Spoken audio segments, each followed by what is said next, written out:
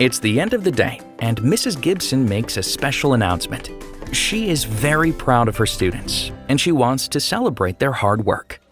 Okay, class, I'm really proud of all of you. I'm impressed by all your efforts to be a super you and connect with your wise heart. So, let's celebrate tomorrow with some free time and eat some fun snacks before the math test. Any suggestions for snacks? Let's have cupcakes. They're my favorite. How about cookies, too? I love chocolate chip cookies. Those sound really delicious. But didn't we learn that too much sugar isn't good for us? Yes, Alice, we did. But I'm allowing the class to help shape this decision. Well, I guess that means we'll be eating veggies. This is gonna be an amazing party.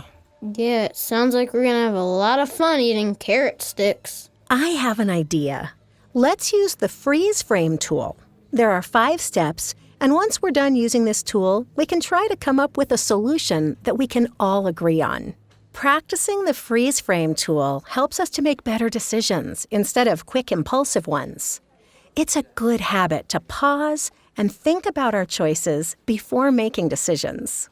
Mrs. Gibson shows the class a poster with the freeze frame tool steps and passes out some worksheets. Okay, class, let me walk you through the steps. You can write down your thoughts on the worksheet. For the first step, we begin by identifying the decision or problem, like which snacks we will eat tomorrow.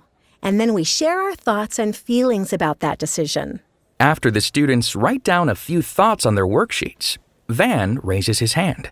I'm a little confused. I don't want to eat veggies at a party, but I don't want to overload on sugar snacks either. Maybe we can have fruit instead. I don't want to feel sleepy after eating too much sugar. Plus, I really want to be able to focus on the math test. Hold on. I hear what you're saying, but it's not like we eat cupcakes and cookies every day, so I think we should eat them for the party.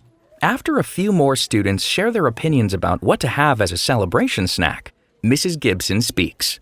Thank you for sharing. All of you made good points. Now, let's do the second step of the freeze frame tool. Okay, shift your focus to the area of your heart. Imagine your breath is flowing in and out through the center of your chest. Then make a sincere attempt to care or feel appreciation for someone. The students practice heart-focused breathing and add a feeling of care or appreciation. For the next steps, ask yourself, what's a good way to handle this situation? What snacks would you like for tomorrow's celebration?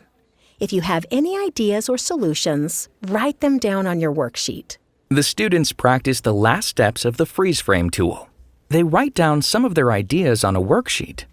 After about 45 seconds have passed, Mrs. Gibson speaks. Does anyone have any ideas about what we could do? Antonio raises his hand, and Mrs. Gibson signals for him to speak. After thinking it over, I feel like having cupcakes and cookies is probably not a good idea. Too much sugar isn't good for us. I think it's best to compromise. What about having fruits and cookies? Yeah, great idea. Each person should get some fruit and a cookie. This way, we won't have too much sugar and can focus better on the math test.